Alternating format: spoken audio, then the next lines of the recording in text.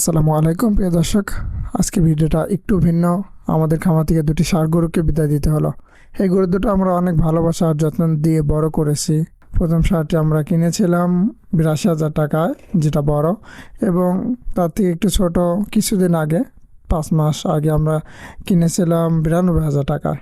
কিন্তু দুর্ভাগ্যবশত যেটা পরে কিনছে সেটা খুরা রোগে আক্রান্ত হয়। আমরা চিকিৎসা করালে ওর শরীর আর আগের মতো হতে পারেনি, ওজন অনেক কমে যায়, দুর্বল হয়ে পড়ে। শেষমেশ অনেক চিন্তা ভাবনা করে এলাকার এক ব্যাপারীর কাছে আমরা দুটো গরু মিলিয়ে কোরবানির উদ্দেশ্যে ৩,৭০,০০০ টাকা বিক্রি করি। বড় ষাঁড়টা ছিল 2 দাঁত, মানে বয়স একটু বেশি, মাংস হবে আনুমানিক 6 মনের মতো। আর ছোটোটা এখনও দাঁত ওঠেনি, ওর মাংস হবে প্রায় 4.5 মন।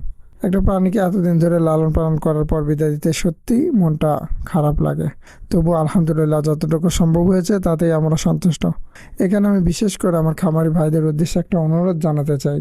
আপনারা দয়া করে নিয়মিত গরুকে ভ্যাকসিন দিন।